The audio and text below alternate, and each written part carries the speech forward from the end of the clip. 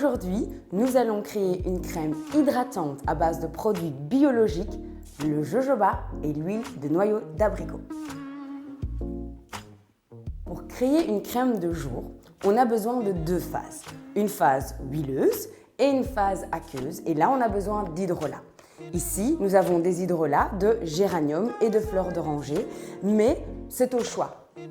Nous allons commencer la phase huileuse de notre crème hydratante pour le visage. Et alors, j'ai choisi l'huile de jojoba, car l'huile de jojoba, c'est une cire. C'est une cire liquide qui se rapproche vraiment bien du sébum de la peau. Donc, elle est adaptée pour tout type de peau. Les peaux grasses, les peaux sèches. Elle permet vraiment de rééquilibrer la peau. Et on l'appelle même l'or des Incas, très utilisé en Amérique latine.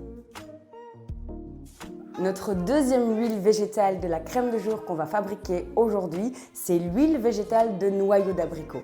Je l'ai choisie car elle contient de la vitamine A, donc du coup donne bonne mine, est lissante pour la peau, donc c'est ce qu'on dit un actif anti-âge. Et ce que j'apprécie beaucoup avec le noyau d'abricot, c'est qu'elle va vraiment apporter beaucoup de lumière à la peau.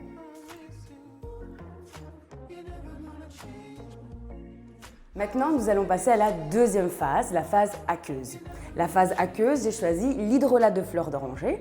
Donc ici, nous allons mettre 60 g d'hydrolat de fleurs d'oranger. L'utilisation de fleurs d'oranger dans les cosmétiques, c'est surtout pour éviter le teint brouillé.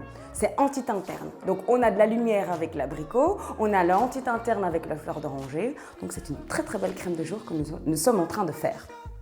Pour lier nos deux phases, l'huile végétale et les hydrolats, il faut un émulsifiant. C'est comme une mayonnaise. L'eau et l'huile se mélangent pas, donc nous avons besoin d'un émulsifiant. Et l'émulsifiant, vous voyez ici, ce sont des petites paillettes de cire d'olive. J'ai choisi la cire d'olive dans les crèmes visage car c'est pas occlusif, ça laisse respirer la peau. Le dernier petit actif que nous allons mettre, et cette fois-ci dans la phase aqueuse, car le gel d'aloe vera c'est aqueux, donc on le met dans l'hydrolat. C'est, comme je disais, oui, le gel d'aloe vera. En fait, ça va apporter à la crème une pénétration. Donc, c'est-à-dire que tous les actifs vont beaucoup plus facilement pénétrer dans la peau. Et en plus, c'est un agent hydratant et protecteur pour la peau qui est vraiment, vraiment idéal dans les cosmétiques maison. Jusqu'ici, rien de bien compliqué. Maintenant, nous allons chauffer les deux phases séparément.